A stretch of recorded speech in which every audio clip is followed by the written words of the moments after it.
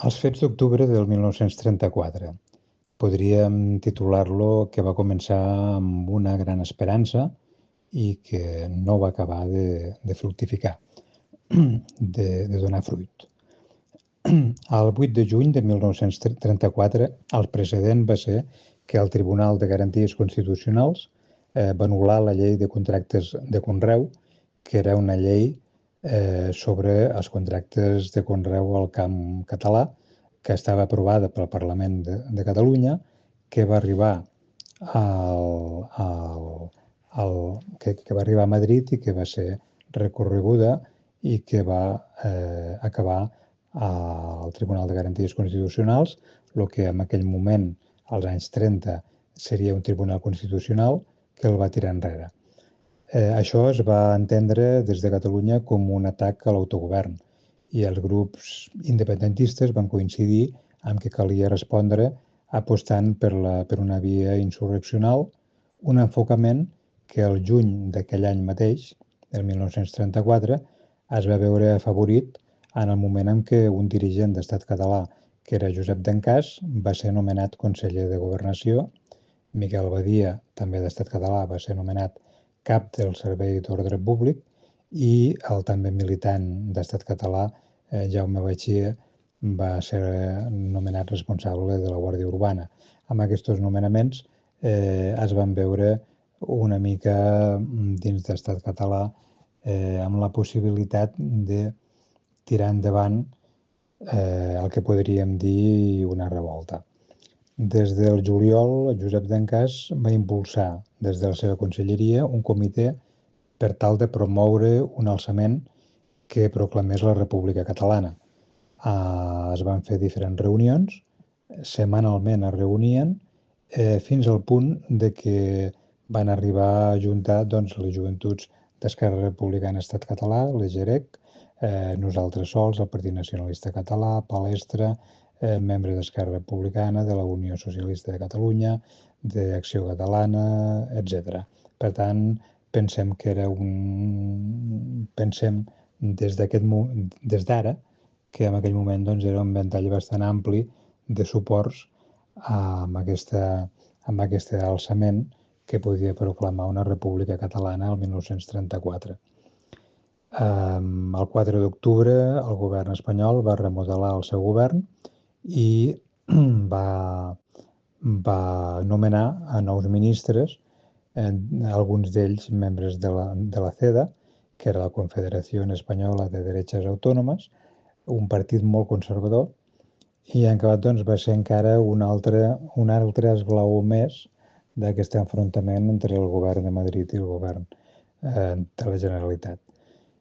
Com a resposta, es va proposar per part, el dia 5, per part de l'Aliança Obrera, formada per sindicats comunistes, socialistes i sindicalistes de la CNT, una vaga general. El dia 6 el govern català el que va fer va ser prendre la direcció, o sigui, això serien uns precedents, i què va passar el dia 6 amb els fets coneguts a la història com els fets d'octubre de 1934. Doncs que el dia 6 el govern català va prendre la direcció d'aquest moviment, però mentre que el president Lluís Companys en aquell moment i la majoria de consellers pretenien limitar-lo a una demostració simbòlica per a salvar l'autonomisme republicà i per fer caure el govern espanyol en aquell moment, anava dirigit més a la política espanyola, però, per una altra part, a Estat català i Josep Dencàs en aquell moment, i els partits independentistes que s'havien ajuntat, van pensar que era l'hora d'arribar amb un aixecament per a proclamar una república catalana i que aquest era el moment. La discrepància era bastant gran perquè els objectius eren diferents, però aquesta discrepància es faria bastant evident aquella nit mateix del dia 6 d'octubre, quan el president Lluís Companys va proclamar l'estat català de la República Federal Espanyola, mentre que Josep Dencàs, com a representant d'aquest moviment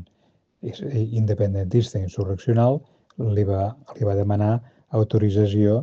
per a atacar les casernes militars i el president no va accedir. En acabat amb aquella negativa, això va provocar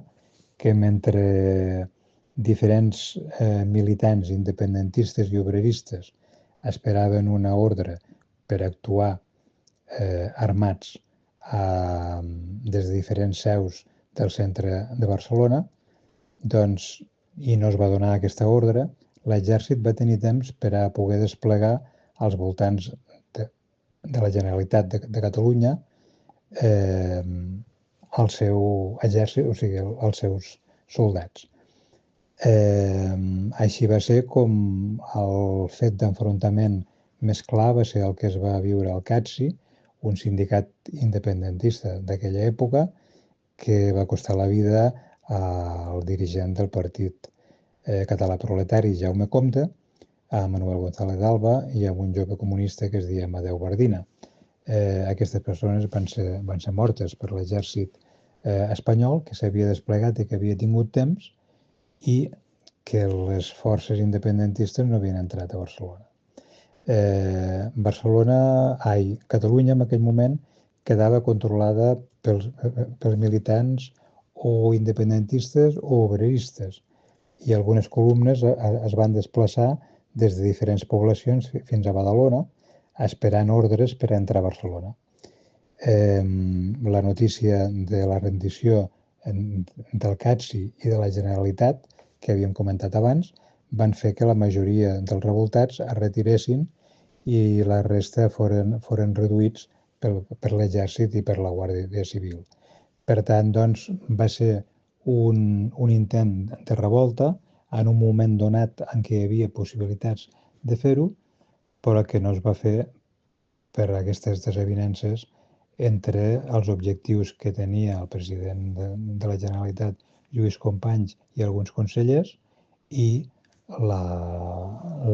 els objectius diferents que tenien alguns altres consellers i els membres d'Estat català.